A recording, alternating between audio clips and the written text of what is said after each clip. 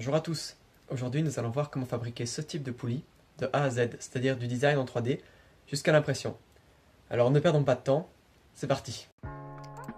Alors pour cela, nous allons avoir besoin du logiciel OpenSCAD et un petit programme qui va nous permettre de sortir l'empreinte, si je puis dire, de la poulie. En rentrant simplement quelques paramètres tels que le nombre de dents, le diamètre interne que l'on veut et encore bien sûr le type de poulie. Donc, moi je vais choisir le profil 9 qui est donc HTD3M. Ensuite, donc nous allons devoir l'enregistrer en DXF pour pouvoir l'ouvrir dans Fusion 360. Pour cela, on clique sur Fichier, Exporter, puis on clique sur DXF. Et on n'aura qu'à choisir le nom du fichier.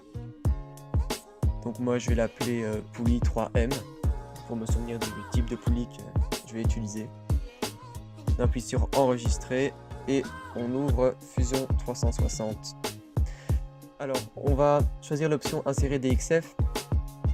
Comme on a fatalement enregistré le fichier, il faut choisir un plan. Moi, j'ai choisi le plan du bas, donc je vais pouvoir le surplomber.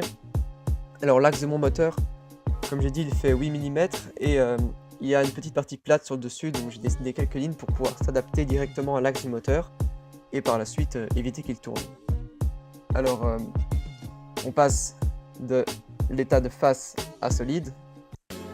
Ensuite, on va dessiner un petit cercle autour que l'on va lui-même extruder pour éviter que la couronne passe. Alors, on sauvegarde. Ça, je vous laisse le soin de le faire. Mettez le nom que vous voulez.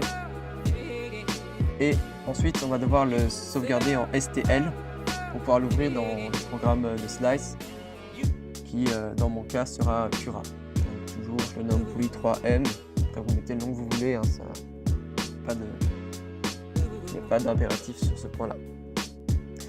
Ensuite, on ouvre Cura et là, on ouvre le fichier dans Cura et on va choisir les divers paramètres que l'on va utiliser pour l'impression. Alors, choisissez dans le cas des poulies un maximum de lignes extérieures. Pourquoi? Tout simplement parce que ça va beaucoup mieux résister à l'usure de la poulie. Et ça va donc éviter que les dents s'usent prématurément.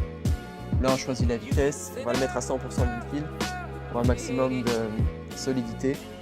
On le slice, on voit que ça va consommer plus ou moins 2 grammes et 8 minutes d'impression, ce qui est tout à fait acceptable pour ce type de pièce. Donc 43 couches, c'est parti, on n'a plus qu'à sauvegarder le fichier et ensuite lancer l'impression en le rentrant dans l'imprimante 3D.